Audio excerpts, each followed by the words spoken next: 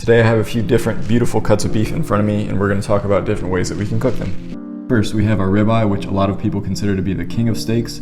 It has a lot of fat content, which means it has a lot of flavor, and it's also a very tender steak, which means it has great texture. Then we have a New York strip steak, which is denoted by this strip of fat on the top. This one is similar to the ribeye, but it doesn't have quite as much internal fat, and it's also not quite as tender, but it still brings beautiful, deep beef flavor. This is your filet mignon, which comes from the beef tenderloin. So this is one of the most tender cuts of beef that you're gonna find. This one doesn't have a lot of fat at all, but it makes up for it with the immaculate, tender texture that almost melts in your mouth. And these are some sirloin steaks, which are less fatty and less tender than the rest, but again, they do bring tons of beef flavor and they can be utilized in great ways. So let's cook.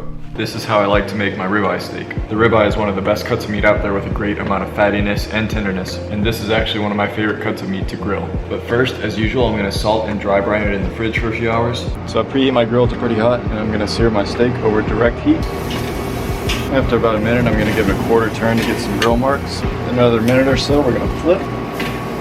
And once it's got a decent sear on it, we're gonna put it on indirect heat and let it finish cooking there. I'm gonna pull mine at 115, rest it with some black pepper and garlic powder. Let's get some slices. To me, that's exactly what you wanna see. Nothing like a steak from the grill. That's that beautiful smoky charred flavor that you can't get indoors. Today I'm cooking a New York strip steak. So the strip is like a middle of the pack cut in terms of tenderness and flavor. So I like to cook it many ways. Sometimes I butter baste it, sometimes I marinate it, and sometimes I just do salt and pepper. But today I'm gonna use a dry rub, and my favorite is this Montreal steak seasoning. You can buy it at the store. And there's lots of other options too. You can make your own as well. But first, as usual, I'm gonna salt this and dry brine it in the fridge for a few hours or overnight. That way we can get some seasoning on the inside as well. We're gonna give it some neutral oil, which is really gonna help the seasoning stick. And just generously hit it with the dry rub of your choice. Oil in the pan as well. I'm gonna start by rendering out some of the fat on this strip. And then we can sear.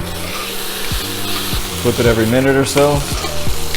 And rest it once you reach your desired temperature. Sometimes I butter baste, but other times I just like to put some fresh butter on the steak afterwards.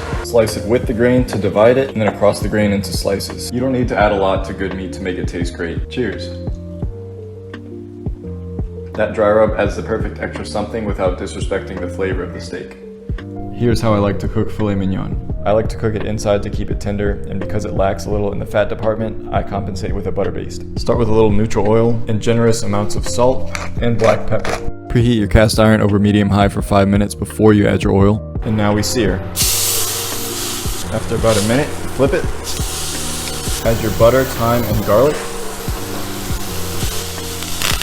Once this butter foams, you're going to tilt the pan and baste your steaks. I'm going to finish this in a 400-degree oven until I reach my desired temperature, which for me is about 125 degrees. We're going to rest for a few minutes on a cutting board. Slice in. Best way to enjoy the tenderness of a filet mignon. It's literally almost falling apart on its own. This is the kind of steak you make for a special occasion. Cheers. It falls apart and it melts in your mouth, and that butter base just adds the perfect flavor. Today I'm gonna make some sirloin steaks.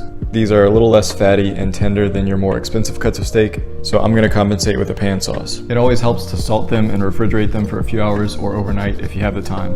You can also still do it right before cooking. Since these steaks are so thin, we want to blast them so that we don't overcook the inside before the outside is seared. Lots of neutral oil and lay them in. Flip them after just 1 minute. I temp my sirloins a little closer to medium and let them rest. Now to make the pan sauce, some chopped shallot, a quarter to a half a cup of red wine, a couple tablespoons of balsamic vinegar, beef bouillon cube, a few sprigs of thyme, a couple teaspoons of Dijon mustard. Finish with black pepper and an olive butter. The grains run this way and we slice this way. Beautiful.